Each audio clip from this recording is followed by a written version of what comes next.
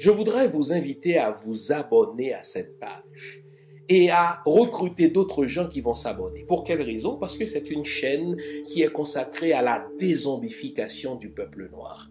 Vous savez, en ma qualité de théologien, d'historien et d'expert en management public, je décide de mettre toute mon énergie et toute l'équipe qui travaille avec moi décide aussi de mettre toute son énergie à la dézombification du peuple noir.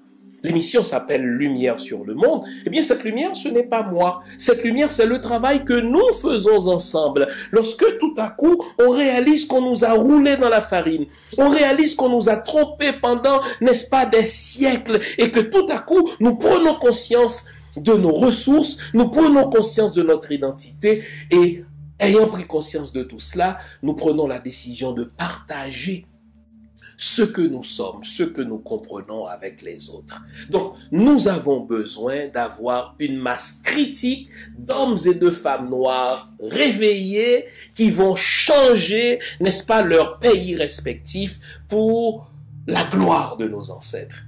Nos ancêtres méritent cela. Ils se sont sacrifiés pour nous et c'est à nous aujourd'hui de prendre le relais. Comment on le fait? On le fait en se dézombifiant et en dézombifiant les autres. Je vous invite donc à liker ce qui se fait sur cette chaîne, à le sharer, à le partager avec les autres, à vous abonner et si vous l'avez fait déjà, à recruter d'autres qui vont s'abonner. On est ensemble, on garde le moral car tant que va le moral, tout va.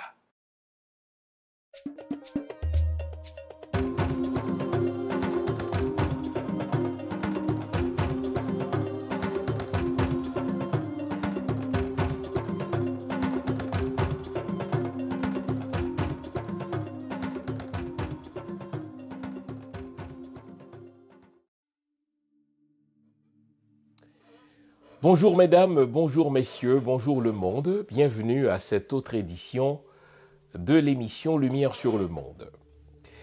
L'émission de ce matin est un hors-série. Qu'est-ce que c'est qu'un hors-série? Un hors-série, c'est une émission qui est moins collée à l'actualité quotidienne, qui est moins collée à l'actualité politique. Un hors-série, c'est une émission qui se propose de revisiter les fondations de notre nation, qui se propose de revisiter les fondations de notre histoire.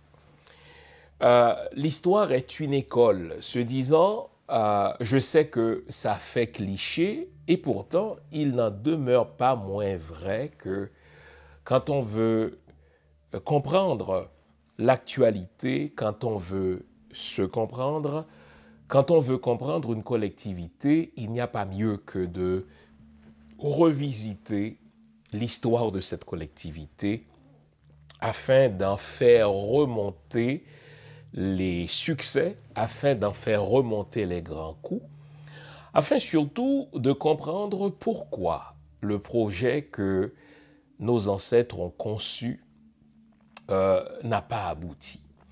Donc, l'émission de ce matin, c'est un hors-série qui se propose de revisiter l'un des événements majeurs, sinon l'élément déclencheur qui allait aboutir plus d'une dizaine d'années plus tard à l'indépendance d'Haïti. Et si vous connaissez un tout petit peu l'histoire d'Haïti, vous l'aurez compris, je vais vous entretenir ce matin dans ce hors-série du bois caïman. Car le bois caïman, c'est une école, c'est une source inépuisable.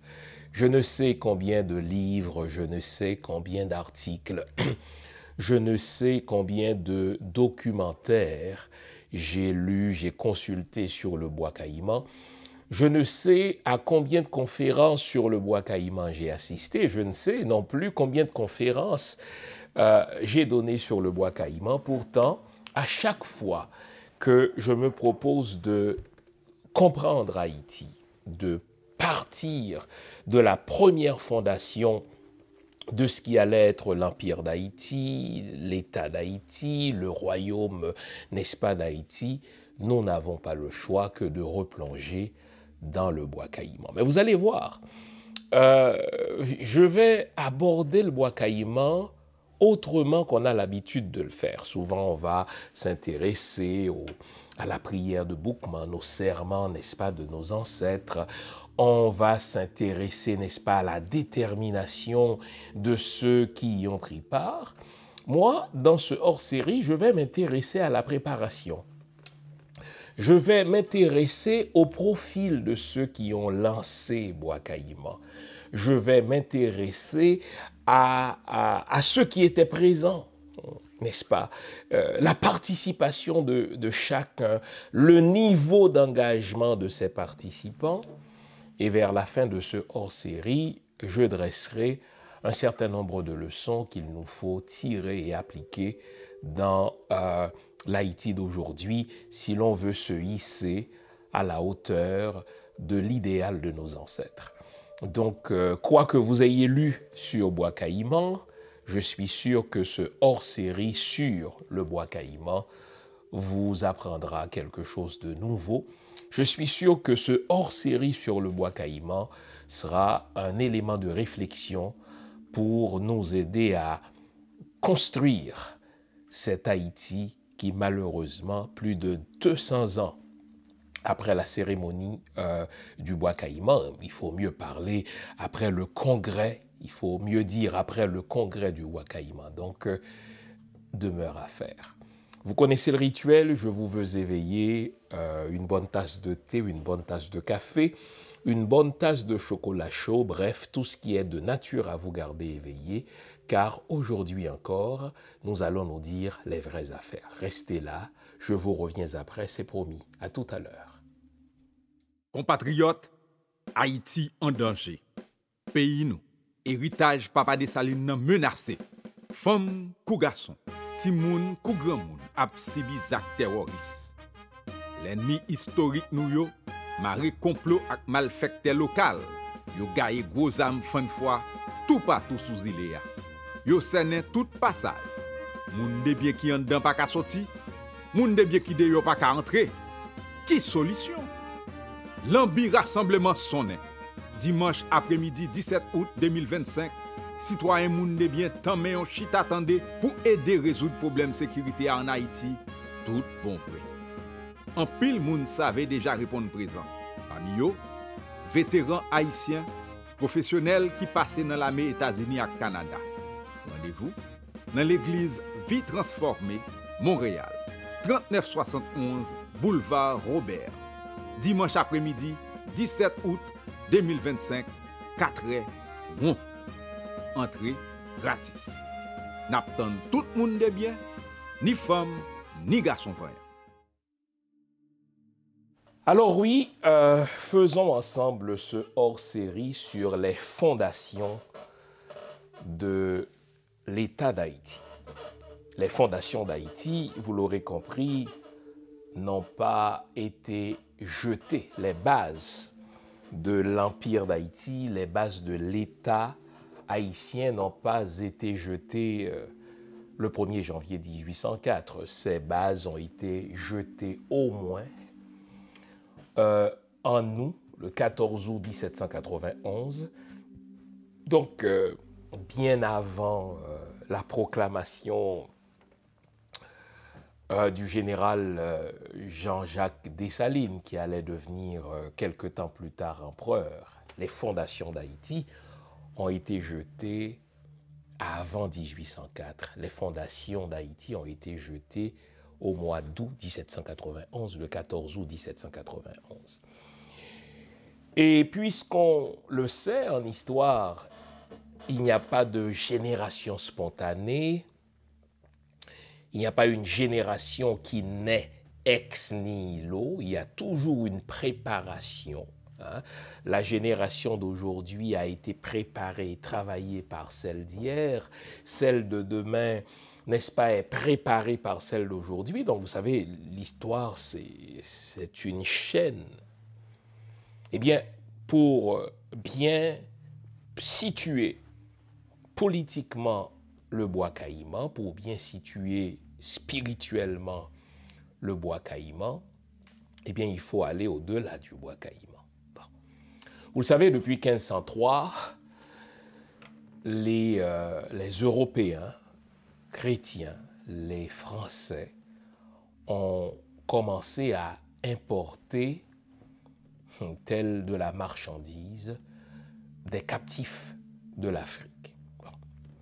Ils débarquent en Afrique pour des raisons économiques. L'Europe est au bord de la faillite et les chefs d'État, les têtes couronnées, les gens d'affaires financent le commerce macabre de l'humain par des humains. Et donc des Européens débarquent sur le grand continent, le continent le plus vaste, le continent le plus riche.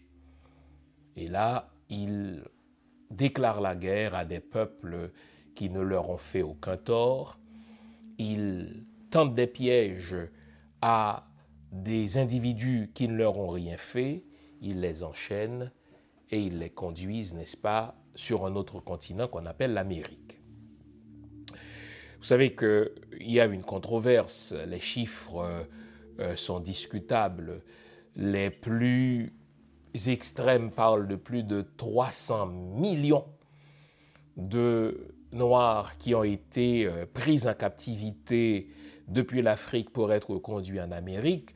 D'autres parlent seulement de plusieurs dizaines de millions, mais toujours est-il que sur plusieurs siècles, n'est-ce pas, et sans parler de l'esclavage arabo-musulman que nos ancêtres ont subi, s'il faut seulement considérer, n'est-ce pas, l'esclavage transatlantique, eh bien c'est plusieurs millions, plusieurs dizaines de millions pour les plus conservateurs, plusieurs centaines de millions pour ceux qui se retrouvent à l'autre bout du spectre, qui ont été kidnappés sur leur continent pour être conduits partout en Amérique. Et là, on parle du Brésil, là, on parle de l'Argentine, là, on parle, n'est-ce pas, des États-Unis, et puisqu'il s'agit ici d'Haïti, qui sont déportés vers Saint-Domingue.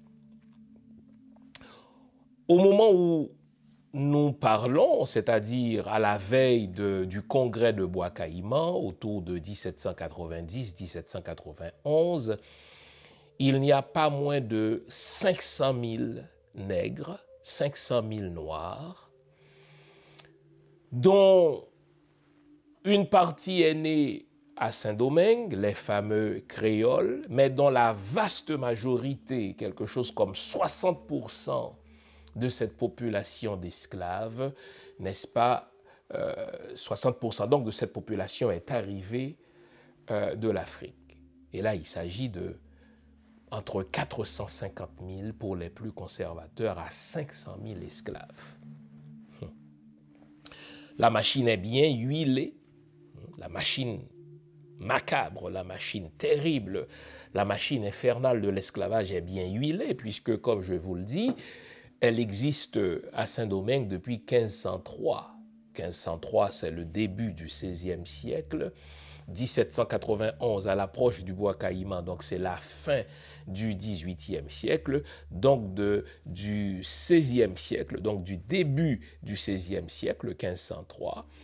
À la fin du XVIIIe siècle, ça fait déjà plus de 200 ans que la machine infernale de l'esclavage tourne déjà, et elle enrichit ni plus ni moins la France.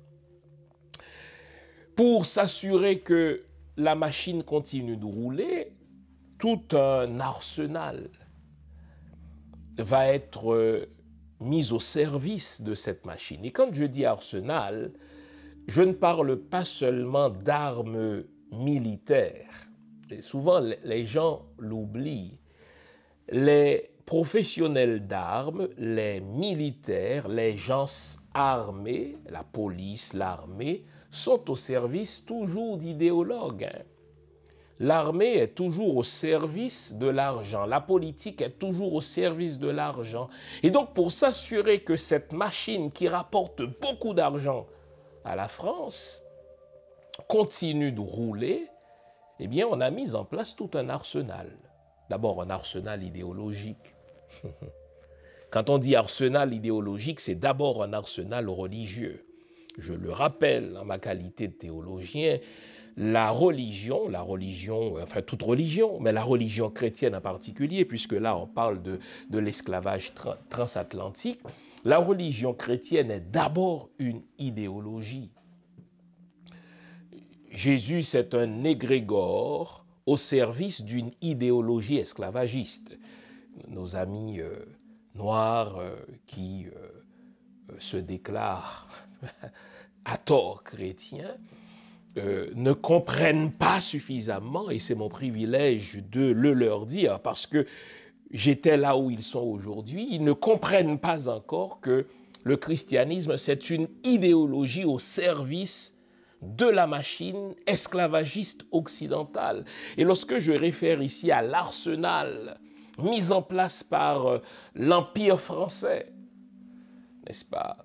Quand on dit empire, il y a un pouvoir central qui est à Paris, avec des satellites, n'est-ce pas, un peu partout à travers le monde. Eh bien, l'Empire français va fonctionner grâce à un arsenal, mais un arsenal d'abord idéologique. On l'a vu dès la moitié du XVe siècle, le pape a donné sa bénédiction à l'entreprise de l'esclavage. Sous quel prétexte? Mais parce que le continent africain n'est pas vraiment géré par des États. Donc, puisque le continent n'est pas géré par des États, ben, nous qui sommes des États organisés, nous avons le droit d'entrer sur ce continent qui n'appartient techniquement à personne dans leur idéologie pernicieuse. Hein? Et ça va donner lieu à la doctrine de la découverte. Qu'est-ce que c'est que la doctrine de la découverte? Si un Européen chrétien débarque sur un territoire habité, si ce territoire est habité par des peuples non chrétiens, eh bien ce territoire est considéré comme étant découvert par ce chrétien. Et il a le droit, n'est-ce pas, désormais de l'occuper, c'est un vol, vous me direz, et de réduire en esclavage et à perpétuité les peuples qui vivent sur ce territoire. Et c'est ce que l'Église catholique va faire. C'est ce à quoi l'Église catholique va servir, légitimer le vol du continent africain, légitimer le vol des ressources africaines, légitimer, n'est-ce pas, l'asservissement, c'est-à-dire le kidnapping des populations africaines. Et donc, le pape va dans cette bulle qu'on appelle Romanus Pontifex, le pape va donner sa bénédiction, il va légitimer. Et cette bulle, c'est vraiment un acte de légitimation de l'esclavage. Donc nous, les peuples chrétiens, lorsque le pape a écrit la bulle Romanus Pontifex, il l'a écrite, cette bulle, pour les Portugais, mais c'est tous les Européens qui vont appliquer cette bulle. Donc les Portugais, les Anglais, les Français vont entrer, et d'autres peuples, les Espagnols, vont entrer en Afrique. Ils vont piller au nom de la légitimité idéologique religieuse. Nous sommes des chrétiens et Dieu, dans la Bible, nous invite à dominer tous les peuples. Dieu, dans la Bible, nous invite à être la tête et non la queue. Nous avons le droit de réduire en esclavage les autres peuples parce qu'ils ne sont pas chrétiens. S'ils ne sont pas chrétiens, ils servent le diable, donc nous servons le vrai Dieu. Nous avons le droit, Bible en main, hein, nous avons le droit de conquérir les autres peuples et de les réduire en esclavage à perpétuité.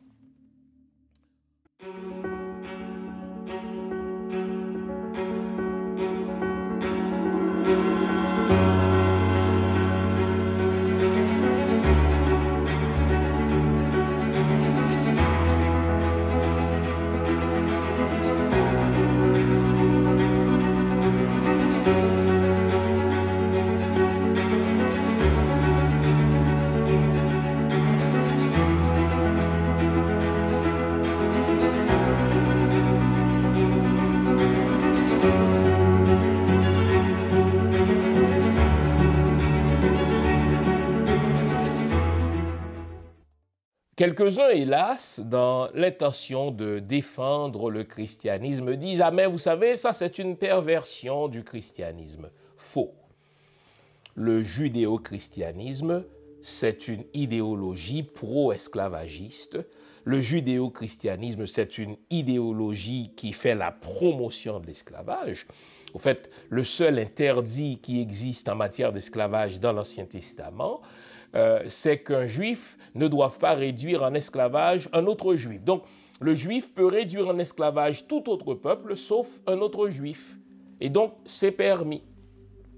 Et le christianisme ne condamne nullement l'esclavage. Saint Paul, au contraire, nous invite dans le Nouveau Testament à nous accommoder de l'esclavage, car ce qui compte, c'est la liberté spirituelle. Donc, je dis donc que la France, pour faire tourner la machine de l'esclavage, se sert de tout un arsenal. Le premier arsenal, c'est le premier outil, la première arme qu'on retrouve dans cet arsenal, donc c'est l'arme idéologique, la religion. Hein? L'Église, qui est faiseuse d'ordre mondial, donne sa bénédiction à l'esclavage.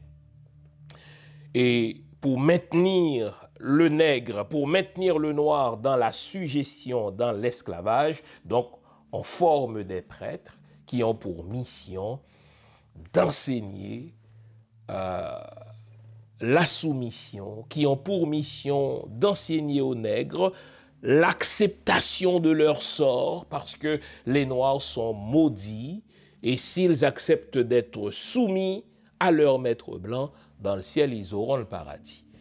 Et peu importe l'endroit où vous vous rendez en Amérique, vous avez les mêmes prédicateurs, des catholiques, des jésuites, entre autres, et du côté protestant, vous avez des pasteurs qui, à leur tour, vont former ce qu'on appelle des curés de nègres. Et quand on dit des curés de nègres, c'est-à-dire on va choisir parmi les Noirs eux-mêmes des Noirs qui semblent être doués pour la parole, des Noirs qui semblent avoir une prédisposition pour la religiosité. On va les recruter, on va les former à leur tour pour qu'eux-mêmes continuent de catéchiser leurs contemporains, leurs congénères esclaves. Donc, quand on veut comprendre l'esclavage, il ne faut jamais détacher l'entreprise de l'esclavage de l'idéologie religieuse. L'esclavage n'aurait pas duré aussi longtemps si la religion n'était à son service.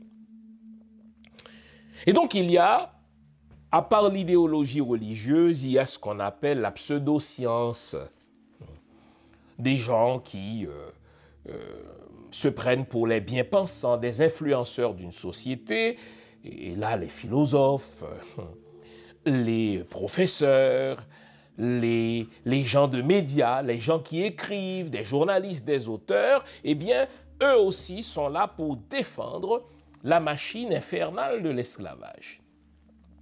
Et vous notez que ceux qu'on appelle pompeusement des philosophes des Lumières, ils ne sont pas si éclairés que cela, puisque la plupart d'entre eux, pour ne pas dire l'écrasante majorité d'entre eux, défendaient l'esclavage parce qu'ils avaient des investissements dans l'esclavage. Donc, ouais, ils recommandaient peut-être une amélioration du sort de l'esclavage, mais très peu d'entre eux condamnaient l'esclavage en tant que tel. Pour quelle raison? Parce que le noir, de par sa condition, est plus proche de la nature que des humains, et c'est normal que des humains plus évolués, c'est normal que des humains plus éclairés, c'est normal que des humains plus civilisés en dominent d'autres. Et quand on dit humains plus civilisés, on entend les Blancs, les Européens, les Caucasiens, qui doivent dominer les autres,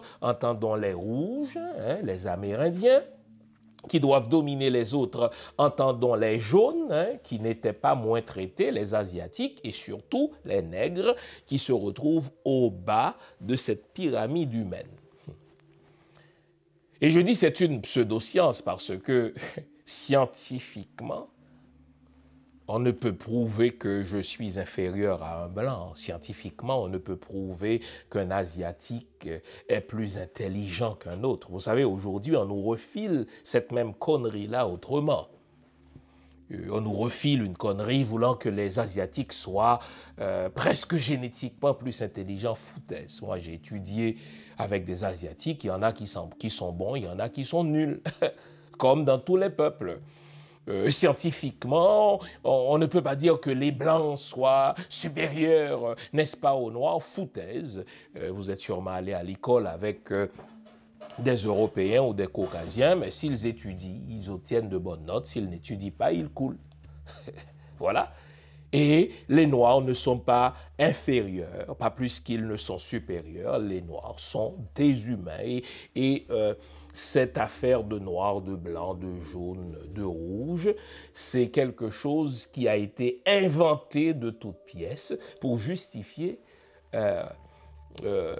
l'esclavage. Le racisme est créé après l'esclavage. Hein. Le racisme est venu en soutien à l'esclavage. Pour justifier l'esclavage, il faut dire pourquoi les Blancs ont le droit de réduire en état de choses les autres peuples. Alors là, la pseudoscience dit c'est parce que le cerveau des Noirs est plus petit que le cerveau des Blancs, des conneries comme ça, et que phénotypiquement, le noir est plus près du singe, etc. C'est des conneries. Et il faut résister à cela. Mais pendant toute l'époque de l'esclavage, mais c'est ce qui était diffusé dans les livres, c'est ce qui était diffusé dans les journaux, c'est ce qui était diffusé dans les arts. Quand je dis les arts, le théâtre, la peinture, n'est-ce pas? Donc, toutes ces poches artistiques-là étaient mises au service de l'entreprise infernale de l'esclavage. Compatriotes, Haïti en danger. Pays nous, héritage Papa Dessalines menacé. Femmes, kou garçon, ti moun, kou grand moun, ap sibi zak terroriste. L'ennemi historique nous yo, maré complot ak malfecté local, yo gaye gros âme fan fois, tout partout sous île ya. Yo sene tout passage. Moun de bien qui en dedans pas ka sorti, moun de bien qui de yo pas ka entrer. Qui solution? L'ambi rassemblement sonné. Dimanche après-midi 17 août 2025, citoyens moun de bien tant mais on chit attendait pour aider résoudre problème sécurité en Haïti, tout bon vrai. En pile moun savait déjà répondre présent. Parmi eux, vétérans haïtiens, professionnels qui passaient dans l'armée États-Unis et Canada. Rendez-vous dans l'église Vie Transformée, Montréal, 3971 boulevard Robert. Dimanche après-midi, 17 août 2025, 4h, rond. Entrée gratis. N'attend tout le monde de bien, ni femme, ni garçon voyant. Donc, je vous ai parlé de l'idéologie religieuse qui est dans l'arsenal de l'esclavagiste français. Je vous parle de l'idéologie pseudo-scientifique qui est dans l'arsenal, mais il y a aussi les armes.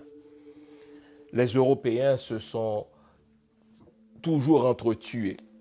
Ils ont consacré toute leur histoire à se battre entre eux parce qu'ils ont un tout petit territoire. Géographiquement parlant, l'Europe n'est même pas un continent, c'est un sous-continent. Si vous regardez d'une part la définition d'un continent dans un dictionnaire de géographie, mais l'Europe n'est pas un continent, mais c'est un tout petit territoire pour une population immense. Et puisque les Européens ont toujours fait face à des problèmes de territoire, à des problèmes de nourriture, à des problèmes économiques, ils ont passé leur vie à se battre. Et quand on passe des millénaires à se battre, mais on a une expérience de la guerre, on a une expérience dans l'art de tuer les gens. Et donc, les Européens ont pu entrer en Afrique et subjuguer nos populations, mais parce que eux, ils ont passé leur vie à se battre, ils ont raffiné leur méchanceté dans l'art de tuer. Donc, il y avait dans l'arsenal européen les armes, donc l'outil militaire.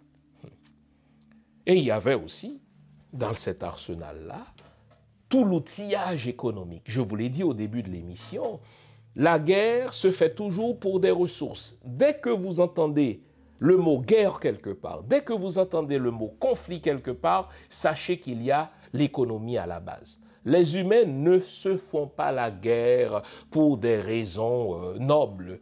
Il n'y a pas de guerre juste. Il n'y a pas de sainte guerre. On retrouve la formule guerre sainte dans la Bible. C'est les chrétiens qui sont les premiers à utiliser la formule guerre sainte. Lors des croisades, le pape disait qu'il faut aller en guerre contre les sacrés musulmans qui ont envahi, n'est-ce pas, la terre sainte. Dieu le veut. Donc, Deo volte. Mais quand on prend le temps d'enlever, n'est-ce pas, toute cette gang, toute cette intoxication langagière, mais on découvre que derrière les croisades, il y avait surtout un souci de l'Église de faire main basse sur les ressources, n'est-ce pas, des peuples arabo-musulmans. Ils étaient très développés en art, ils étaient très développés en sciences. N'oublions pas que beaucoup de peuples africains étaient musulmans. Eh bien, dans leur spiritualité, ils ont développé l'art. Et donc, derrière le prétexte religieux, il y avait le souci économique. Donc, dans l'arsenal français pour faire tourner la machine de l'esclavage, il y a l'idéologie religieuse, il y a l'idéologie pseudo-scientifique, il y a l'armée, mais il y a aussi l'argent. Au fait, tout ça, c'est au service de l'argent. Tout ça est au service de l'argent. En fait, on est allé en Afrique parce que l'Europe avait des problèmes économiques. Et je vous ai dit que ces 500 000 nègres qui travaillaient de l'aurore au crépuscule enrichissaient la France. La France est devenue un État riche à cause de l'esclavage, et en particulier à cause de l'esclavage pratiqué à Saint-Domingue, qui n'était rien de moins, c'est la formule qu'ils utilisaient, que la perle des Antilles. Pas la perle des Antilles pour nous les Noirs, pour nos ancêtres, pas la perle des Antilles pour nous les descendants d'esclaves, c'était la perle des Antilles pour l'Europe, pour la France. Saint-Domingue était le premier fournisseur mondial de café. Saint-Domingue était le premier fournisseur mondial de sucre. Tous les consommateurs de sucre et les consommateurs de café en Europe, n'est-ce pas, consommaient ce qui arrivait de Saint-Domingue. Et pour maintenir cette machine-là, on ne négligeait rien. On ne lésinait sur rien.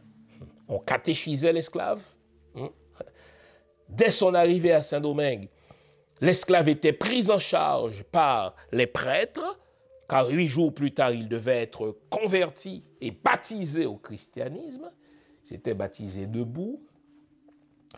Toute la législation, le Code noir, était conçu pour faire comprendre à l'esclave qu'il n'est plus un citoyen, qu'il n'est plus un humain, mais qu'il est une chose.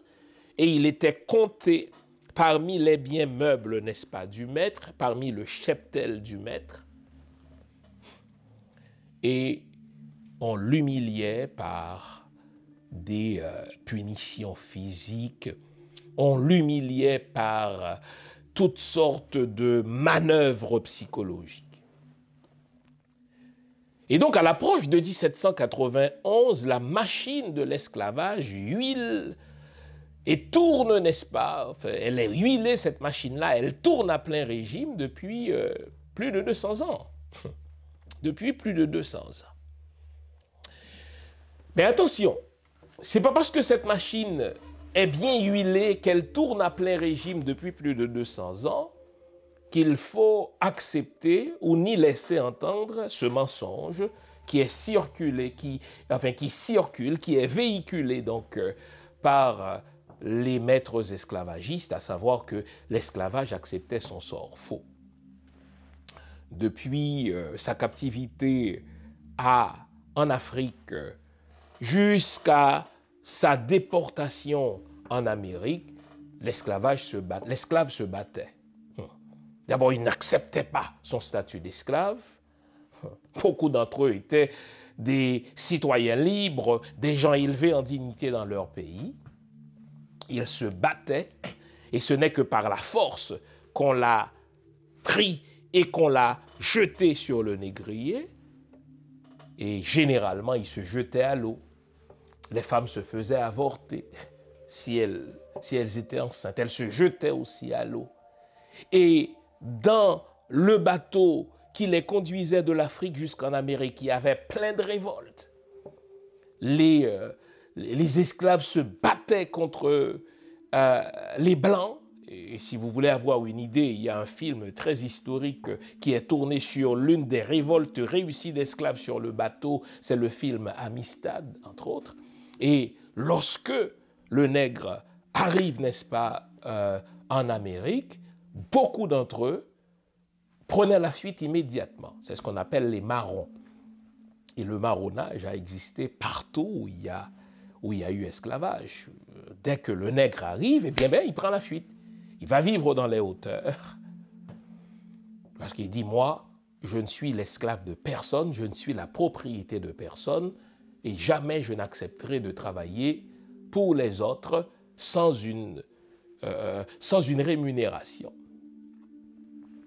La majorité donc de ceux qui sont arrivés en Amérique ou qui sont nés en Amérique en tant que nègres sont dans cette entreprise de l'esclavage. Mais au sein même de cette machine, il y avait des révoltés.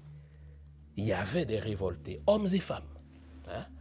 Et vraiment, il faut éviter le sexisme ici, il faut éviter de croire que quand il y a révolte d'esclaves, que ce soit à Saint-Domingue ou ailleurs, à la Jamaïque ou bien à la Martinique, partout, n'est-ce pas, qu'il y a eu révolte d'esclaves, ou même aux États-Unis, c'était une affaire d'hommes. Non, non, non, pas du tout. Ce sexisme-là, qui semble être ambiant aujourd'hui, qui semble être accepté de tous, c'est plutôt un produit du judéo-christianisme. C'est dans le judaïsme que la femme est traitée en inférieure à l'homme. C'est dans le christianisme que la femme ne peut enseigner à l'homme. Dans la culture africaine, dans les civilisations africaines, pensons à l'Égypte, pensons au Mali, pour ne citer que ces cas-là, eh bien, les femmes sont des souveraines autant que des hommes, et il n'y a pas ce complexe d'infériorité qui est enseigné à la femme, n'est-ce pas, comparé à l'homme, ou ce complexe de supériorité qui est enseigné à l'homme par rapport à la femme. Non. Donc, dans les tentatives de révolte, dans les tentatives de soulèvement qu'on retrouve à Saint-Domingue, eh bien, ces soulèvements-là sont menés autant par des femmes que par des hommes. Dans notre histoire, on entendra parler de Tante Toya. Dans notre histoire, on entendra parler, n'est-ce pas, de Cécile Fatiman, dont je vais parler tout à l'heure lorsqu'on va s'approcher du bois Caïman. On entendra parler de Sanit Belair, pour ne citer que ces femmes-là. Et il y a eu donc plusieurs tentatives de révolte. Et l'une d'entre elles, l'une de ces tentatives de révolte, est celle qui est menée par Macandal.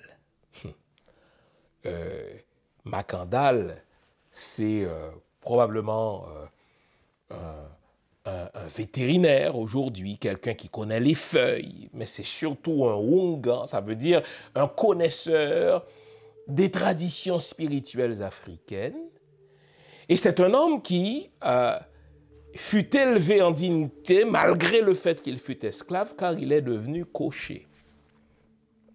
Retenez bien ce titre-là, car toutes les révoltes à Saint-Domingue vont être conduites, les révoltes qui réussissent, j'entends, vont être conduites généralement par des cochers. Qu'est-ce que c'est qu'un cocher?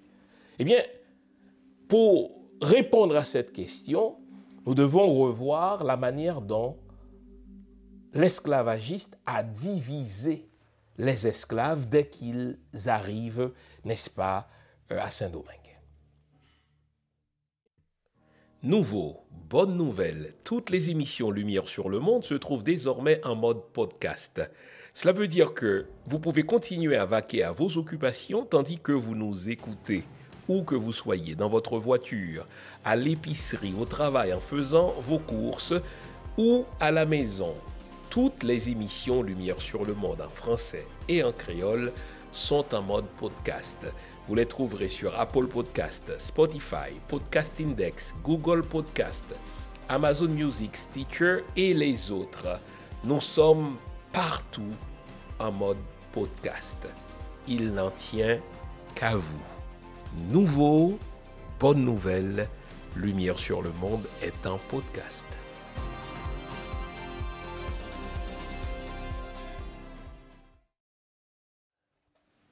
Le blanc esclavagiste est à ce point pernicieux qu'il sait que pour maintenir la machine de l'esclavage, il doit dresser les esclaves les uns contre les autres, de manière à ce que chaque esclave en envie un autre, sans regarder au blanc qui les a tous mis dans cette situation.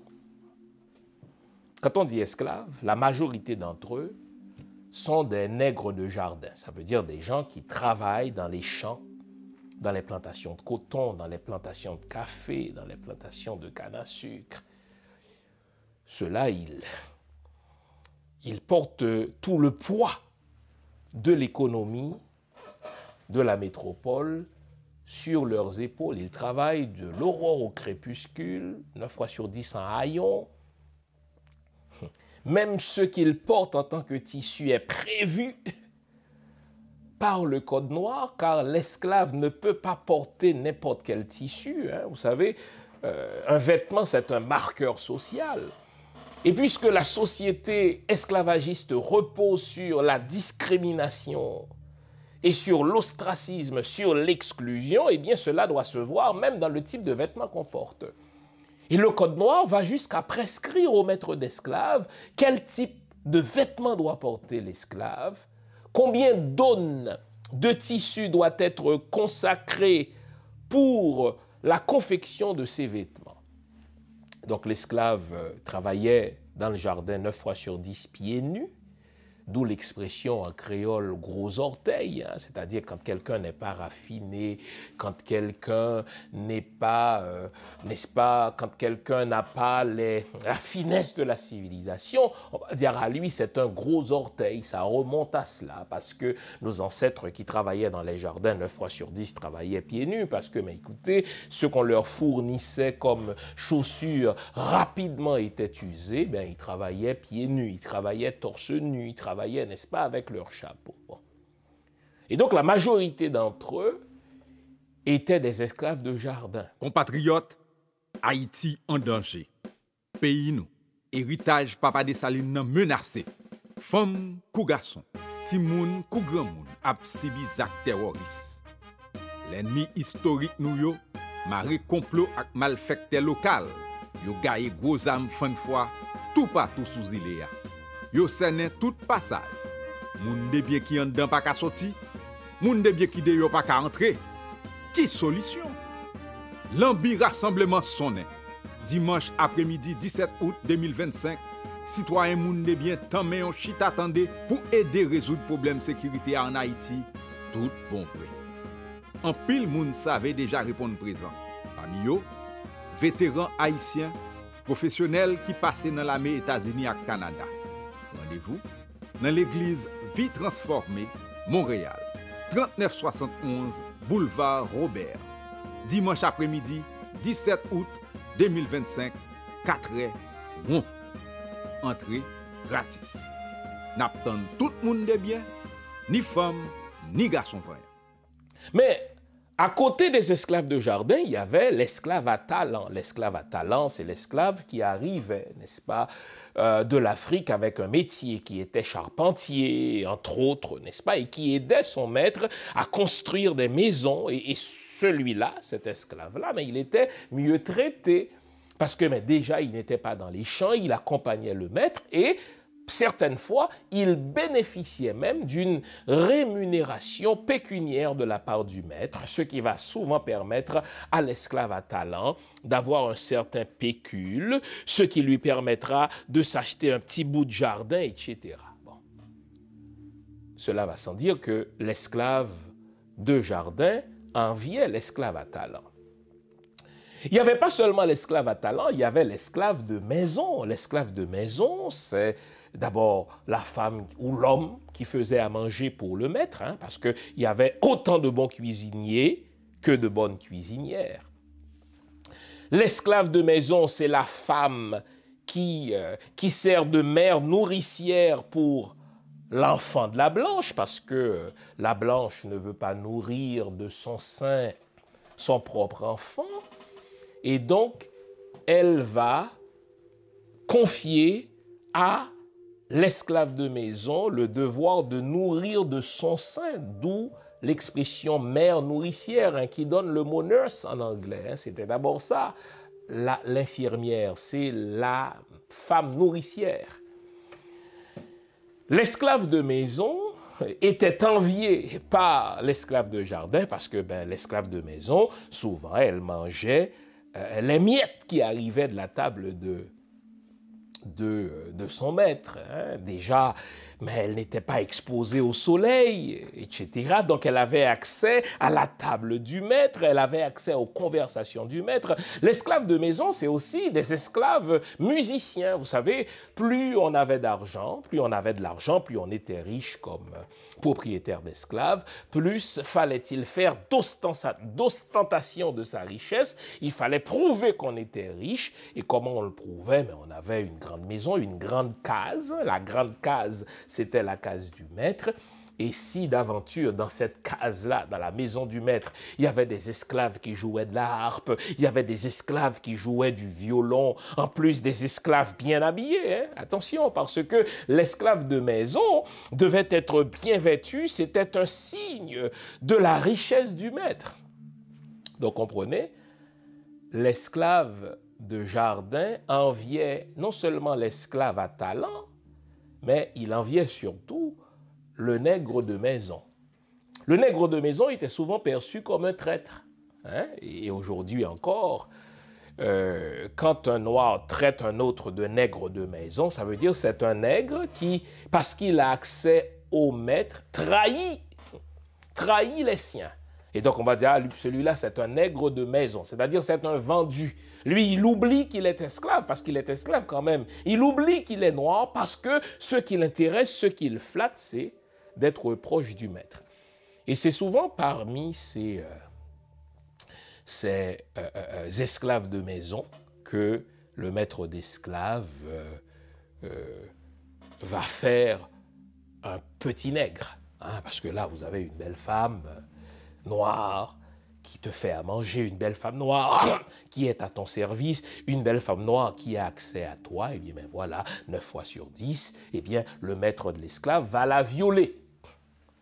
Car les mulâtres, les métis, les affranchis ne sont pas le produit de l'amour entre l'esclavagiste blanc, le maître d'esclaves blanc et la négresse noire. Et souvent, on nous présente la chose de manière romancée, on nous présente la chose de manière édulcorée. Pas du tout, hein? Pas du tout. C'était des viols, car pensez-vous qu'il puisse y avoir consentement entre le maître et la femme, la négresse? Pas du tout. Donc, il veut ton corps, d'ailleurs tu es sa chose, mais tu lui donnes ton corps et tu n'as pas le choix. Tu n'as pas le choix. Et là encore, ces pratiques de viol donnent naissance à une formule qui est devenue l'insulte la plus choquante pour un Haïtien, le colon guette ta mère. Si un Haïtien est véritablement fâché contre toi, tu dois t'attendre à ce qu'il te dise que le colon guette ta mère.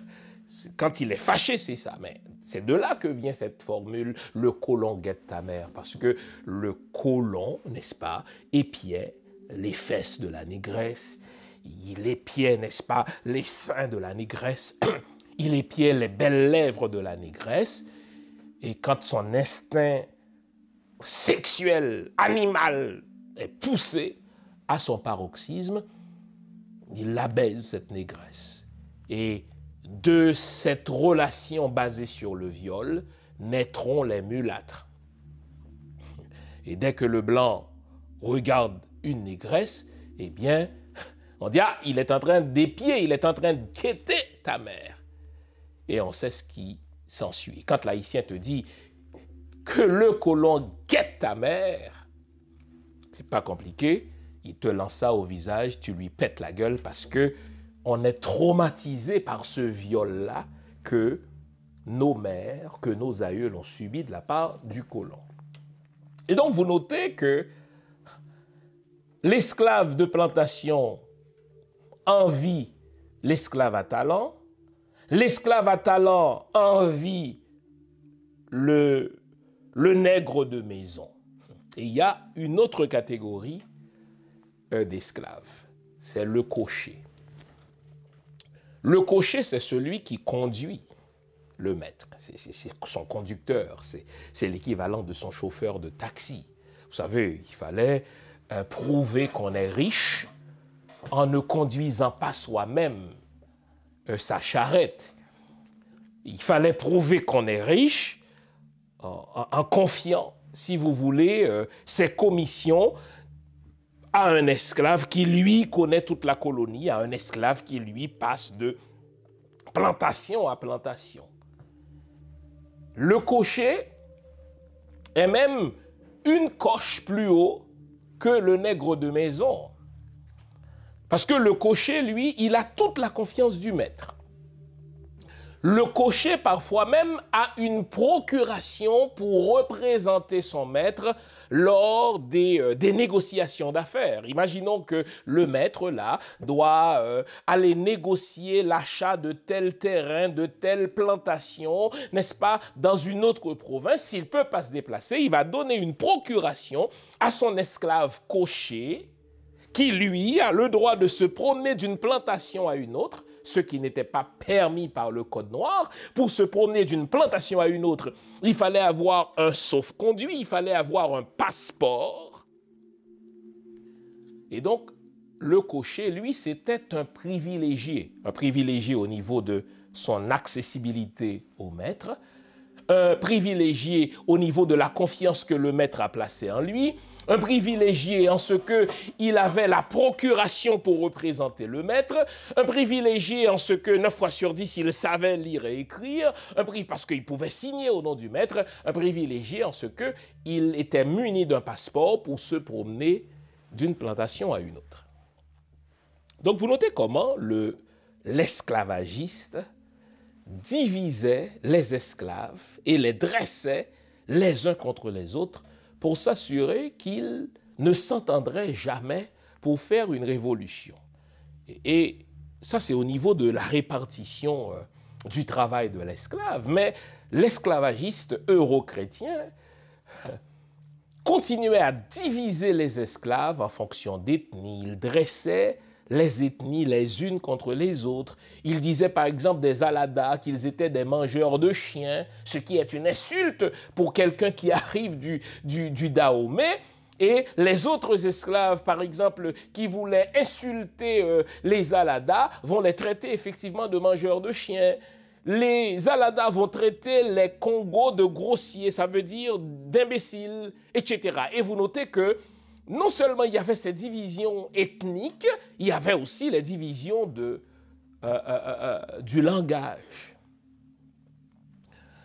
Dans le nord, dans une certaine partie du Cap, on retrouvait beaucoup d'Aladas qui parlaient donc les Wéfons. Dans d'autres plantations, on va trouver d'autres esclaves qui vont arriver d'autres ethnies et qui ne parlaient pas le même dialecte que les autres. Donc, on s'assurait ainsi que les esclaves jamais ne s'entendraient. Et pire, si on prenait en captivité une même famille, et c'est le cas des parents de Toussaint Louverture. Le père de Toussaint Louverture, Hippolyte, était pris en captivité avec sa femme et des enfants. Dès que ces gens-là sont pris en captivité, n'allez pas croire qu'on va les garder sur les mêmes plantations. On va vendre le père à un maître, on va vendre, n'est-ce pas, la femme à un autre maître, et même les enfants vont être séparés. C'est ainsi, par exemple, que le père de Toussaint Louverture a été amené captif au même moment que sa première femme. Mais sa femme a été vendue dans le sud, à l'autre bout du pays. Ils avaient déjà, ces deux-là, le père de Toussaint Louverture, Hippolyte et sa femme de mémoire Afiba, d'autres enfants. Chaque enfant va être vendu dans une partie du territoire et Hippolyte va être encouragé à épouser une autre femme, de laquelle naîtront Toussaint Louverture et ses frères. Et Toussaint va devenir, comme on le saura plus tard, n'est-ce pas, le premier personnage de la colonie. Et puis là, il va se lancer dans des recherches minutieuses pour retrouver ses premières demi-sœurs, qu'il finira par retrouver à l'autre bout, n'est-ce pas, de la colonie dans le sud. Et cette demi-sœur va épouser un Chancy. C'est ainsi donc que les Chancy, je connais beaucoup de Chancy, dont mon bon ami Junio Chancy du Cap, eh bien, c'est ainsi que les Chancy sont de véritables descendants de Toussaint Louverture, bon, pour citer cet exemple-là. Et revenons donc à la famille de Toussaint Louverture. Hippolyte Louverture est prise en captivité en même temps que sa première femme, mais chacun va être vendu à un bout du pays. Généralement, la femme va rester plus fidèle que l'homme, n'est-ce pas, à l'idée du mariage. La première femme de Toussaint Louverture ne va jamais, n'est-ce pas, prendre un autre homme. Et lorsqu'elle a appris que son mari, Hippolyte, n'est-ce pas, est dans la colonie lui aussi, mais qu'il est dans le nord, elle a tout fait pour retrouver, n'est-ce pas, son ancien mari, mais quel a été son choc lorsqu'elle a entendu dire que Hippolyte, non seulement a pris une nouvelle femme, mais qu'il a eu d'autres enfants.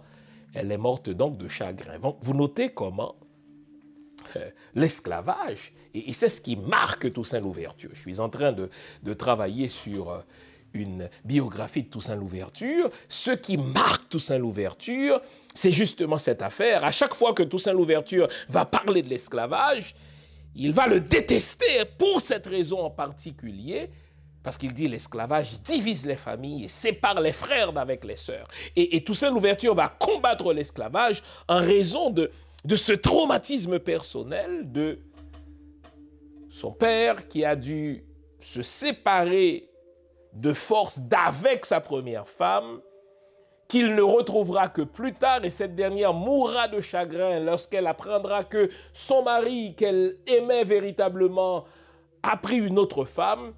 Et Toussaint va mettre beaucoup d'énergie à retrouver ses autres sœurs que l'esclavage lui avait prises.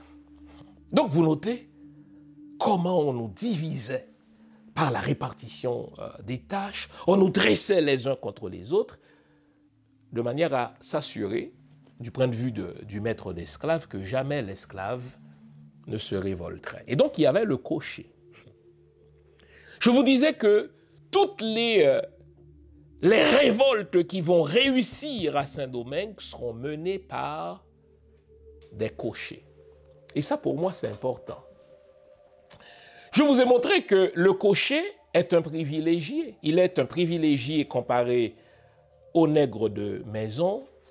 Il est un privilégié comparé au nègre de talent. Il est un privilégié comparé au commandeur. Tenez, j'oubliais de vous parler du commandeur. Qu'est-ce que c'est que le commandeur? Le commandeur, c'est un esclave, tout comme les autres, à qui le maître d'esclaves remet un bâton ou un fouet pour punir les autres esclaves et pour les mettre au pas. Compatriotes, Haïti en danger. Pays nous, héritage Papa Dessalines nan menacé. Femmes, kou garçon, ti moun, kou grand moun, ap sibi zak terroriste. L'ennemi historique nou yo, mare complot ak malfekte lokal, yo gaye gros âme fan fois, tout partout sous île ya. Yo sene tout passage.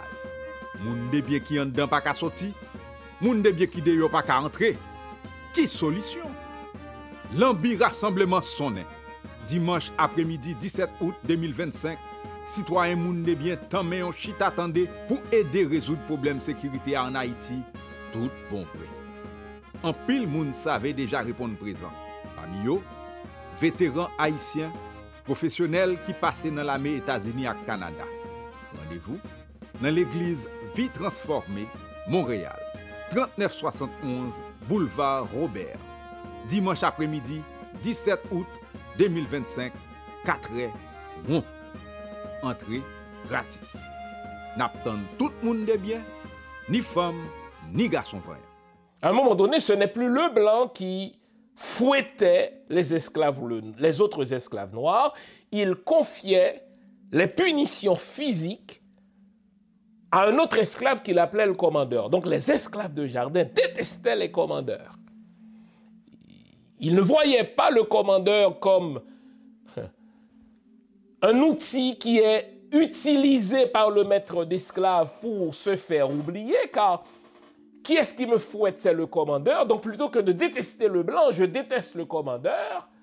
Mais derrière le commandeur, il y a le blanc qui a mis le fouet entre ses mains. Donc, entreprise terrible que celle de l'esclavage. Et donc le cocher, c'est un privilégié qui a accès à la confiance du maître, qui bénéficie d'une procuration de la part du maître, qui peut se promener d'une plantation à une autre, qui est muni d'un passeport, etc. Et donc la première révolte qui va réussir à Saint-Domingue, en termes d'organisation, c'est la révolte de Macandal. Parce que Macandal, c'est un cocher. Il faut prendre le temps d'analyser le statut du cocher pour mieux comprendre pourquoi une révolte conduite par un cocher a de plus grandes chances de réussir et va réussir effectivement, comme nous le verrons à Bois-Caïman. Donc pourquoi donc une révolte menée par un cocher a de plus grandes chances de réussir qu'une autre révolte? Mais avant de répondre à cette question, il nous faut réfléchir sur le statut du cocher. Donc vous notez que le cocher, c'est un privilégié. Contrairement à ce que veut le maître, c'est-à-dire faire en sorte que le cocher soit tellement proche de lui qu'il en oublie la situation de ses frères. C'est pour ça, quand le maître d'esclaves qui pratique le machiavélisme, c'est-à-dire diviser pour régner, choisit un nègre parmi les autres nègres, il le fait de telle sorte que ce nègre-là s'estime si privilégié qu'il prenne cette distance avec les autres. Mais les cochers, malgré le fait qu'ils sont des privilégiés, ne se considéraient jamais différemment des autres esclaves. Ils étaient solidaires des autres esclaves. Et ça, c'est quelque chose qui est remarquable dans l'histoire des révoltes, dans l'histoire des soulèvements, lesquels soulèvements vont conduire à l'indépendance. Les soulèvements à Saint-Domingue sont conçus, préparés et mis en place par des privilégiés. C'est pour ça que je dis toujours, à ma qualité d'historien, que quand on veut faire une révolution, quand on veut provoquer un changement dans une société, cette révolution, ces changements-là doivent être conçus par les élites. Moi, je suis de l'école de Jean Price-Mars, qui veut que les élites aient un rôle fondamental dans une société. Quel est ce rôle? Celui de tirer leur collectivité vers le haut. Le cocher est un esclave privilégié, mais malgré le fait qu'il est un esclave privilégié, il est resté solidaire des autres esclaves dans le sens qu'il veut provoquer une révolution, qu'il veut provoquer un soulèvement. Il aurait pu se contenter de son sort. Il mange mieux que les esclaves de jardin. Il n'est pas soumis à la même rigueur au niveau du travail que les esclaves de jardin. Il est mieux habillé que les esclaves de jardin parce qu'il représente le maître. 9 fois sur 10, il sait lire et écrire car il doit représenter le maître lors des transactions. Donc c'est ça une élite. Mais malgré le fait que c'est une élite, pour reprendre, n'est-ce pas, l'expression d'Antonio Gramsci, le cocher ne se comporte pas comme une élite traditionnelle qui ignore, n'est-ce pas, ses frères et sœurs. Le cocher se comporte, dans les termes de Gramsci, comme une élite organique, c'est-à-dire qui prend fait et cause pour les siens.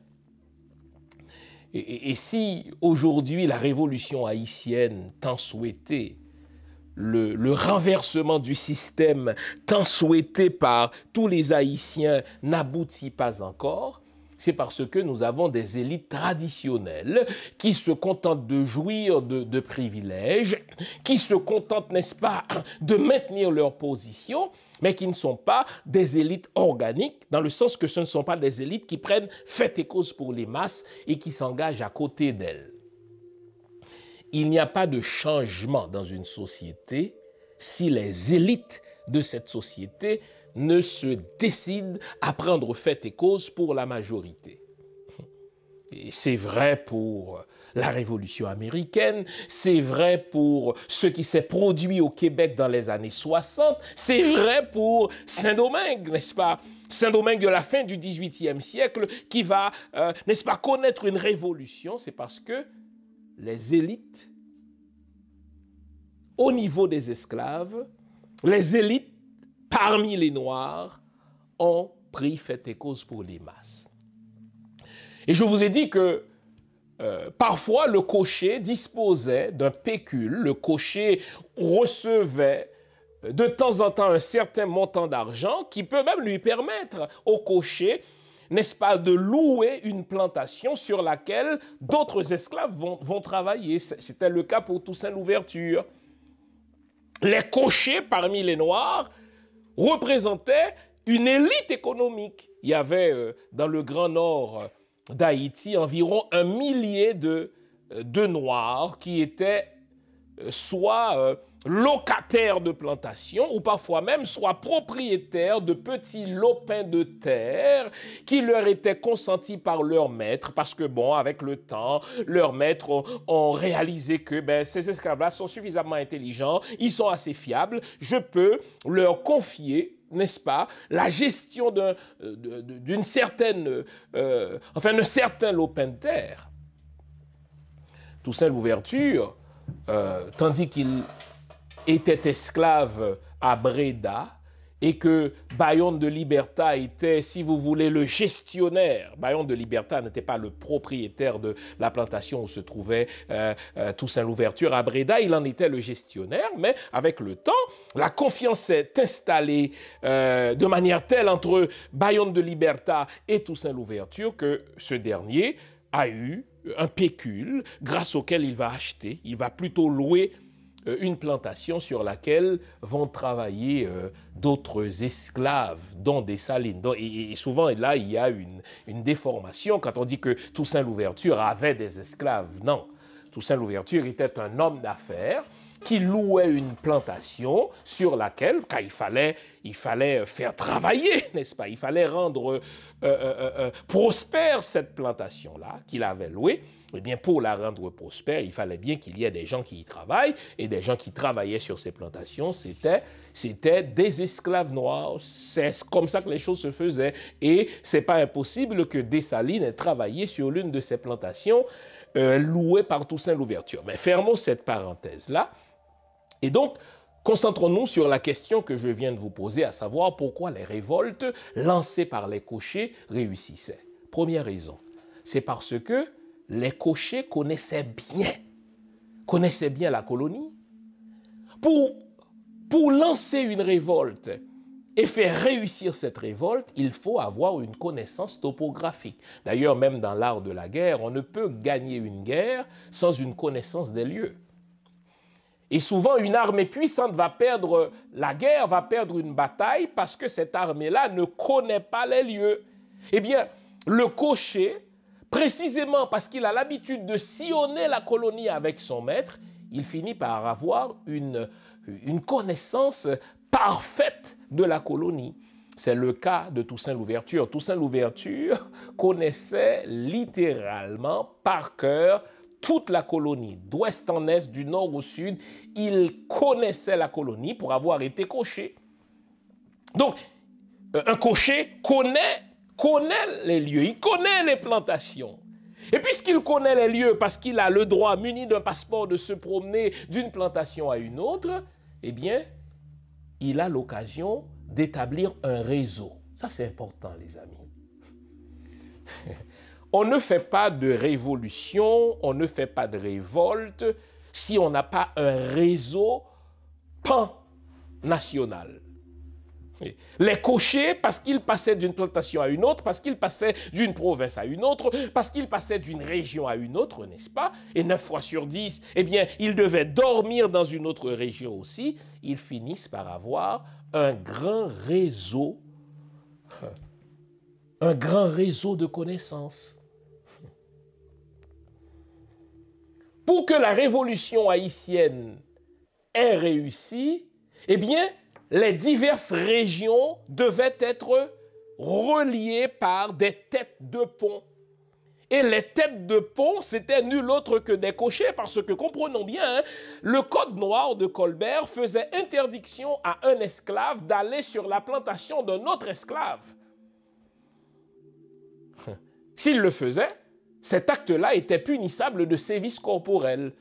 On pouvait t'arracher une oreille, on pouvait t'arracher un bras, on t'arrachait une jambe. C'est ainsi, par exemple, qu'il y avait une femme du nom de Zabeth, quand je vous ai dit que les révoltes à Saint-Domingue n'étaient pas menées seulement par des hommes. Il y avait une femme du nom d'Élisabeth, n'est-ce pas, qu'on appelait affectueusement Zabeth. Elle s'est sauvée une première fois, on lui a arraché une oreille. Une deuxième fois, on lui a arraché un bras. Une autre fois, on lui a arraché une jambe, etc. Donc, et pour éviter de subir ces sévices-là, seul un cocher pouvait se promener d'une plantation à une autre. Parce que le cocher, il avait le passeport de son maître, donc il connaissait les gens. Et avec le temps, le cocher tissait sa toile d'araignée grâce à sa connaissance des lieux, grâce à son réseau relationnel. Il mettait en place un réseau de communication, un réseau de renseignement. Ça me fait rire. Quand je vous ai dit qu'Haïti, l'Haïti actuel n'est pas un État, quand je vous dis que l'Haïti actuel n'est pas une nation, c'est évident qu'Haïti, l'Haïti d'aujourd'hui, l'Haïti de Jovenel, l'Haïti d'Ariel Henry, surtout l'Haïti de Jovenel, mais l'Haïti post-Duvalier, l'Haïti post-armée, parce que l'armée haïtienne a été démantelée, n'est pas une nation. On ne peut avoir un État sans un réseau de renseignement. Le mec a été assassiné, Jovenel Moïse, je déplore son assassinat, mais en raison aussi de son imbécilité, il est chef d'État, mais il ne dispose pas d'un réseau de renseignement à travers le pays. Or, les cochers ont pu mener des révoltes réussies parce que grâce à leur connaissance des lieux, grâce à leur réseau relationnel, ils pouvaient tisser un réseau d'informateurs. Quand Toussaint Louverture est devenu commandant en chef des armées et plus tard gouverneur, n'est-ce pas, de Saint-Domingue, cet homme-là était au courant de tout. Parce qu'en tant qu'ancien cocher, il avait cultivé le réflexe de réseau de renseignement basé par des agents dormants, des informateurs qui lui disaient tout. Et c'est ça la force d'un cocher. Sur telle plantation, il avait tel autre cocher qui lui disait ce que faisait le maître. Quand est-ce que le maître allait en voyage en France? Quand est-ce que le maître allait en voyage aux États-Unis? Quand est-ce que le maître allait en voyage à Cuba, etc. Grâce à sa proximité, n'est-ce pas, du maître, il savait aussi ce qui se faisait en France, parce que les propriétaires d'esclaves discutaient de ce qui se passait à Paris, et donc le cocher était au courant. Et il va utiliser son réseau de renseignement, son réseau d'information pour combattre le système de l'esclavage. Et mieux, puisque le cocher, c'était le chauffeur du maître, eh bien, quand le maître voyageait, mais il voyageait souvent avec des fusils, des armes, hein, n'est-ce pas, pour se protéger, etc. Les propriétaires d'esclaves, souvent avaient, n'est-ce pas, des armes. Et qui transportait ces armes-là? Et qui connaissait donc les cachettes de ces armes-là? C'est encore les cochers.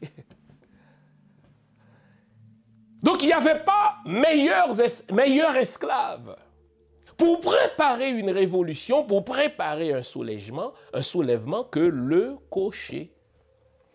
Il connaissait les lieux, il avait un grand réseau relationnel, il disposait d'un système de renseignement, il avait la confiance du maître et il pouvait préparer minutieusement la révolte. Donc le premier cocher qui va lancer une révolte, c'est Macandal. Ironiquement, Macandal travaillait à peu près dans la même région qu'un Toussaint Louverture. Lui, puisqu'il était cocher, il utilisait, comme connaisseur des plantes médicinales, il utilisait des poisons pour en venir à bout du système esclavagiste. C'est ce qu'on appelle bout à blanc. Quand un esclave te disait bout à blanc, ça veut dire empoisonnons les blancs. Macandal disait il faut en venir à bout des blancs. Et puisque les blancs ont des fusils, ils ont des poudres à canon que nous ne maîtrisons pas, nous ce que nous maîtrisons c'est la connaissance des plantes. Nous allons utiliser les plantes pour empoisonner les sources d'eau, pour empoisonner les aqueducs, pour empoisonner, n'est-ce pas, les blancs dans leur propre maison, car rien à faire. Le blanc est à ce point méchant qu'il faut en venir à bout, bout à blanc. Compatriotes, Haïti en danger. Pays nous, héritage Papa Dessalines nan menacé. Femmes, kou garçon, ti moun, kou grand moun, ap sibi zak terroriste. L'ennemi historique nous yo, maré complot ak malfecté local. Yo gaye gros âme fan fois, tout partout sous île ya. Yo sene tout passage. Moun de bien qui en dedans pas ka sorti, moun de bien qui de yo pas ka entrer. Qui solution? L'ambi rassemblement sonné. Dimanche après-midi 17 août 2025, citoyens moun de bien tant mais on chita attendé pour aider résoudre problème sécurité en Haïti, tout bon vrai. En pile moun savait déjà répondre présent. Parmi yo, vétérans haïtiens, professionnels qui passaient dans l'armée États-Unis et Canada. Rendez-vous dans l'église Vie Transformée, Montréal, 3971 boulevard Robert. Dimanche après-midi, 17 août 2025, 4h, rond. Entrée gratis. N'attend tout le monde de bien, ni femme, ni garçon voyant. Ce Macandal était un cocher. Il connaissait du monde. Il pouvait profiter du manque de vigilance du blanc vis-à-vis de lui pour créer son réseau. Et vous savez, Macandal a eu le temps, parce qu'il connaissait les plantes, parce qu'il avait un réseau, d'empoisonner une bonne quantité de malfaiteurs blancs, une bonne quantité d'esclavagistes, parce qu'il avait un réseau. On le sait, Macandal sera piégé, il sera capturé, il mourra sur un bûcher. Mais il avait dit aux gens, écoutez, si je meurs, c'est pas grave. Je me transformerai en mouche, je me transformerai en maringouin pour retourner dans l'Afrique natale. Et là, la légende veut que lorsque Macandal était sur le bûcher, eh bien, il y a eu une secousse et tout à coup, on a vu passer une mouche, on a vu passer un maringouin conformément à l'autoprophétie ou à la prophétie réalisatrice de Macandal, et les gens ont dit « Macandal sauvé ». Macandal s'est sauvé. Et la révolte de Macandal, ironiquement, a eu lieu 33 ans, année pour année, jour pour jour, avant la cérémonie du bois caïman. 33 ans, puisque la cérémonie du bois caïman a eu lieu 33 ans après la révolte de Macandal, les Toussaint Louverture étaient déjà nés. Toussaint Louverture, selon son propre reportage, a dit qu'il avait autour de 50 ans lorsque la révolte, lorsque le congrès du bois caïman a eu lieu. Donc, puisqu'il a eu environ 50 ans lors du congrès du Bois Caïman et que la révolte de Macandal a eu lieu 33 ans avant le Bois Caïman. Donc, Toussaint Louverture était à la fin de son adolescence, donc il pouvait comprendre ce qui se passait 33 ans avant, tandis qu'il avait 17 ans. Et la captivité, l'assassinat de Macandal, loin de décourager les autres cochers, va leur enseigner comment raffiner leurs préparatifs afin de réussir cette deuxième révolte qui va débuter à Bois Caïman. Bois Caïman, c'est un site qui se trouve dans le nord d'Haïti et comme je vous ai dit, dans l'habitation normande Mézy, à peu près l'habitation dans la même ère où Macandal a travaillé avant de devenir cocher. Et ce qu'on découvre sur le congrès de Bois Caïman, c'est que les cochers qui l'ont préparé y ont travaillé pendant plusieurs années. J'ai dit les cochers qui y ont travaillé, parce que le cocher m'intéresse, parce qu'en tant que privilégié, c'est un exemple, c'est une illustration d'une élite organique plutôt qu'une élite traditionnelle. Vous savez, à Bois Caïman, au congrès de Bois Caïman, on retrouve des hommes et des femmes. Je vais parler des femmes, mais intéressons-nous aux femmes. Aux hommes d'abord. On retrouve Duty Boukman, qui est le co-leader de ce congrès avec Cécile Fatiman, qu'on va appeler Fatima. On retrouve aussi Jean-François, lui aussi cocher. On retrouve Georges Biassou, lui aussi cocher. On appelle Georges Biassou Zamba Biassou aussi. Et on retrouve un autre cocher, Toussaint Louverture. Imaginez ces divers cochers, parce qu'ils conduisent le carrosse de leur maître, ils conduisent la charrette de leur maître, ils conduisent la voiture de leur maître. Donc, pendant plusieurs années, ils ont sillonné toute la colonie, ils ont établi, n'est-ce pas, un réseau d'informateurs et d'informations. Et ce qu'on sait, c'est que le congrès de Bois Caïman a été préparé pendant plusieurs années. Souvent, nous, et c'est ce que nous laisse croire le petit manuel de Dorsainville, le petit manuel d'histoire de Dorsainville qu'on a eu à l'école primaire et même certains profs d'histoire qu'on a eu au primaire ou au secondaire, on ne peut pas leur demander d'être des experts dans cette affaire-là, nous ont laissé croire que Bois Caïman a été quasiment une affaire spontanée là qu'on a préparée pendant 2 ou 3 jours et puis bang, ça a donné lieu 8 jours plus tard à une révolte, bang, non, non, non, pas du tout. Ce qu'on sait, quand je consulte les archives, je vous ai dit que je travaille en ce moment sur Toussaint Louverture, on découvre que ces cochers-là, dont je vous ai cité les noms, n'est-ce pas, ont préparé de longue main le congrès de Bois Caïman. Ils ont choisi le lieu, ils ont choisi le jour en fonction de l'éclairage, en fonction de leurs connaissances mystiques aussi. Et à ce congrès de Bois Caïman, il y a eu plus d'une centaine de représentants de plus d'une centaine d'habitations, seulement dans le Nord. Et là, je ne parle pas des représentants qui arrivaient d'autres plantations dans les autres provinces. Imaginez la province de l'Ouest, imaginez les provinces du Sud, imaginez l'autre partie de la colonie, l'Est, qui va, comme on le sait aujourd'hui, reconnu comme la République dominicaine.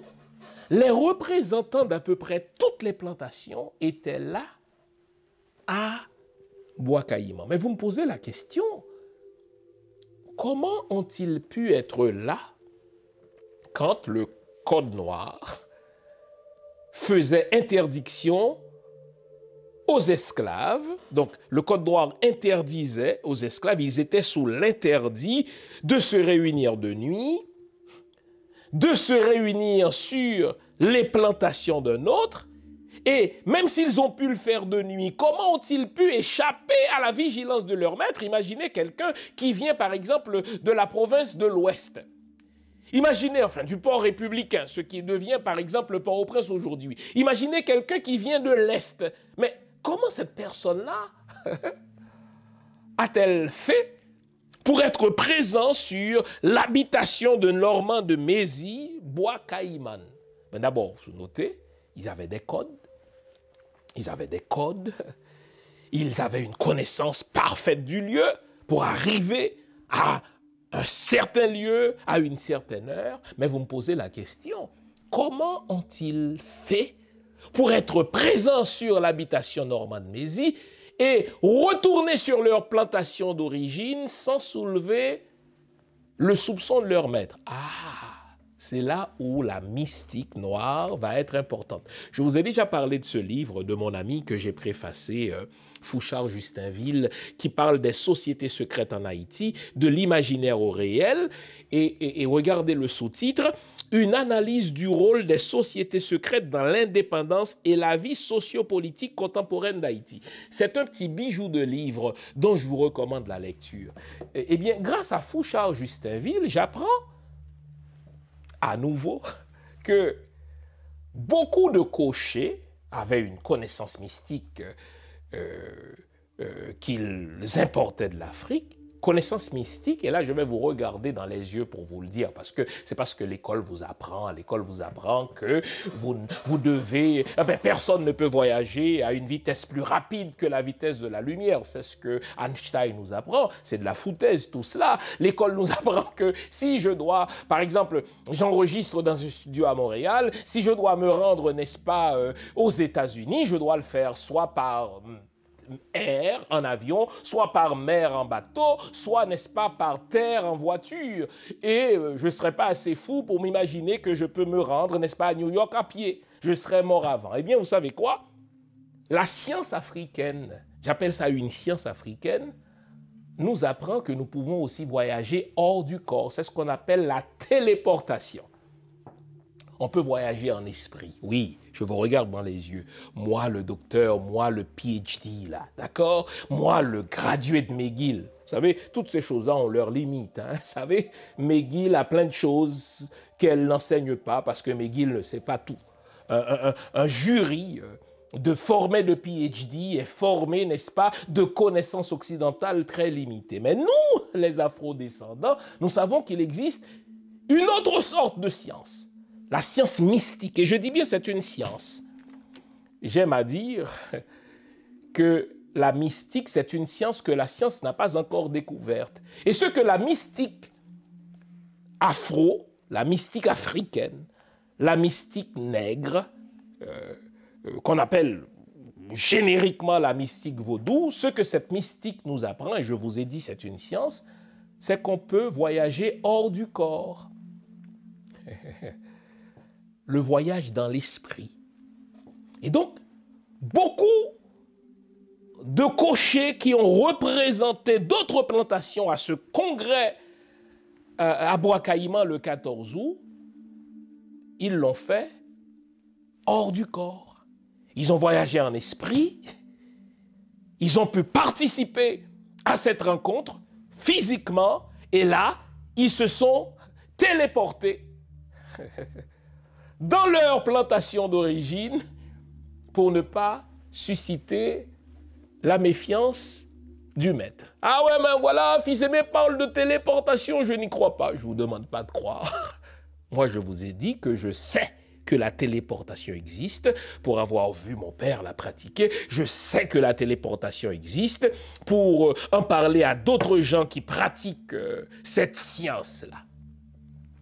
Donc, non seulement ils ont pu se réunir à temps au cours de la nuit à ce congrès à Bois Caïman.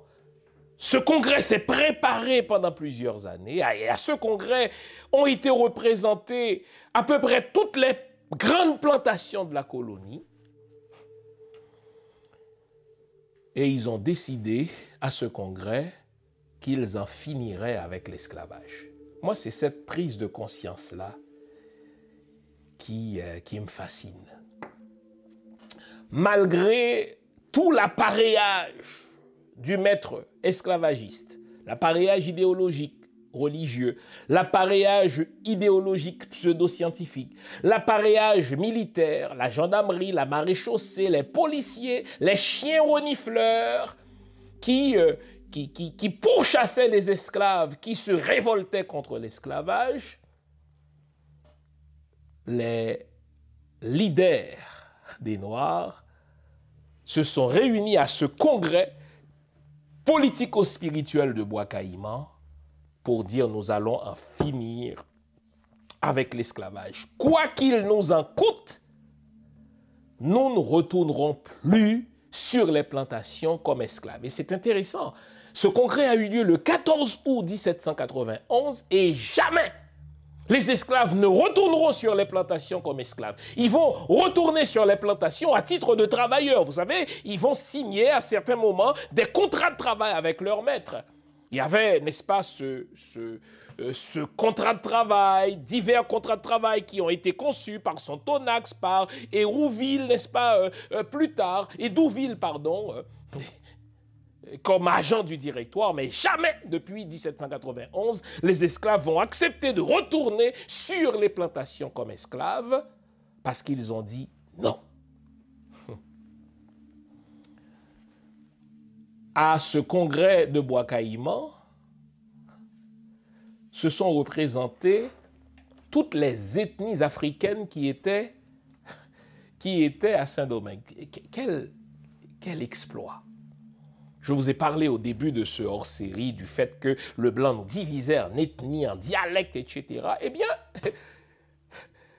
les cochers ont trouvé une façon de communiquer entre eux, mais parce qu'en tant que cocher, ils devaient communiquer avec le maître, donc ils parlaient le créole, ils baragouinaient 9 fois sur 10 le français, et ils vont utiliser le créole comme langue passerelle pour communiquer entre eux et pour décider de ce qui allait être la révolte générale des esclaves.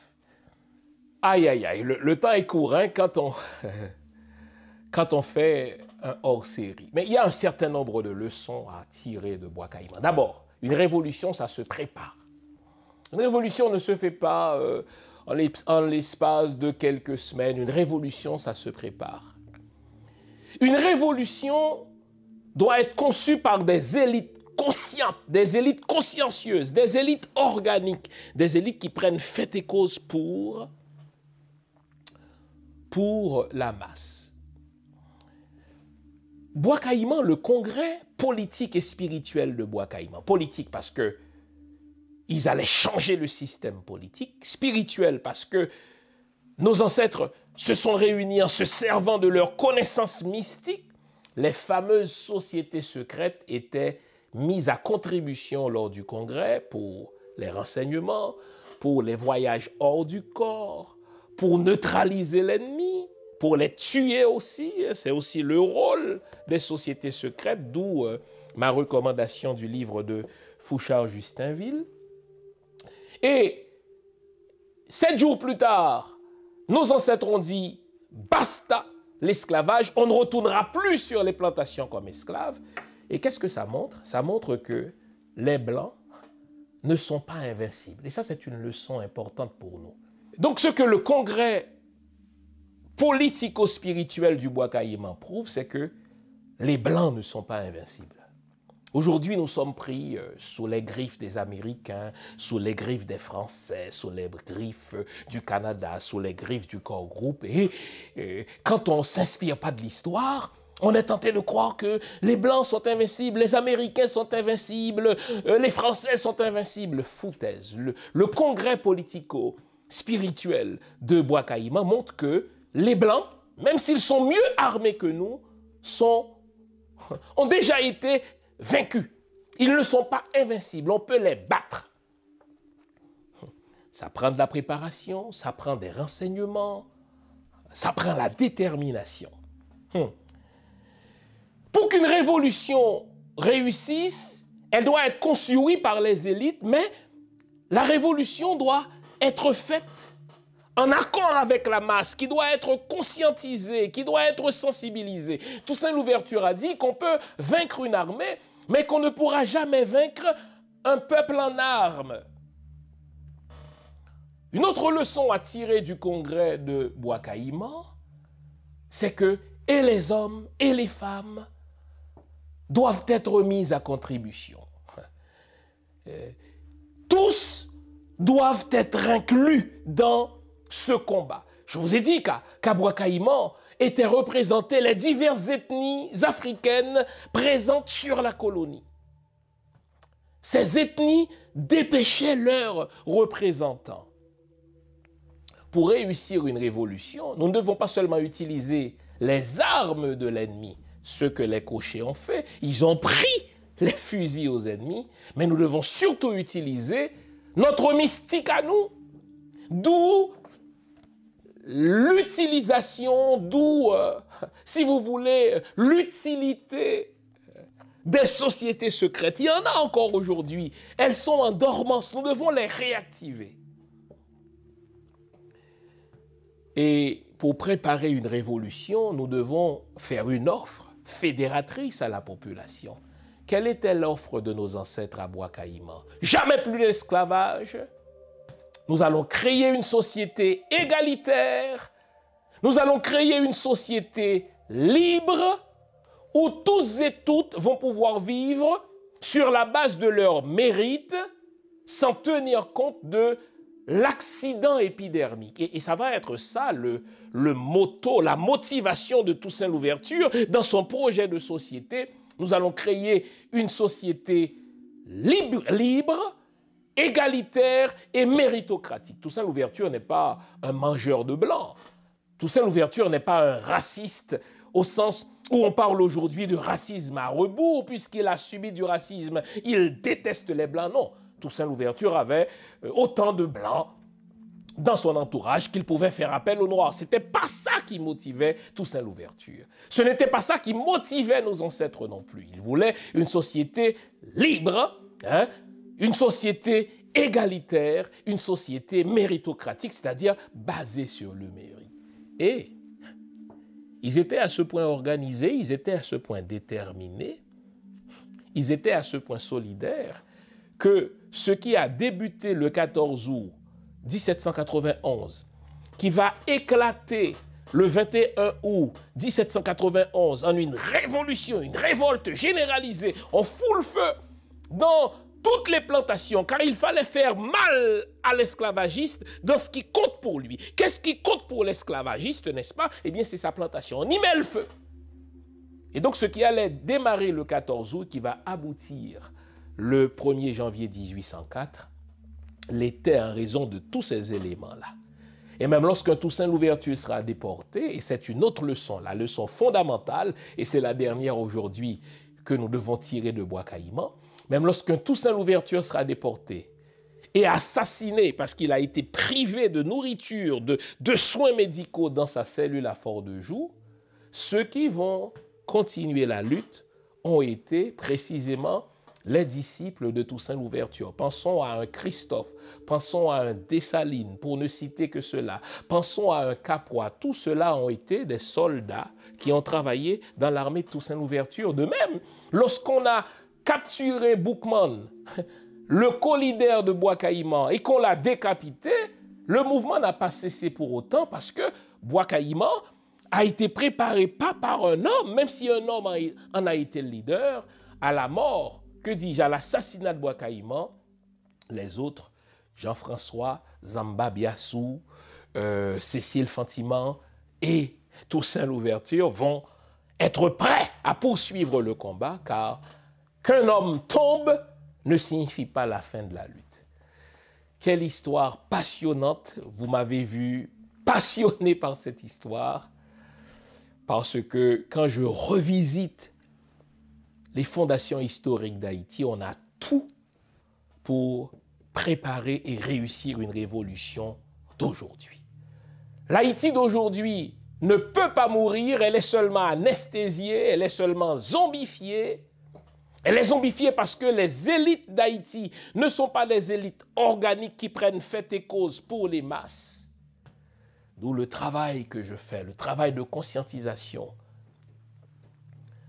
pour qu'il y ait une préparation pour qu'il y ait une véritable combite dans le langage haïtien et qu'on détruise le système qui nous garde sous l'emprise de la communauté internationale et qu'on recrée dans d'autres conditions une révolution pour créer un pays libre, un pays prospère, un pays où tous les enfants d'Haïti, tous les hommes et femmes de bonne volonté pourront vivre fièrement et dignement. Merci de votre attention. On garde le moral car tant que va le moral, tout va.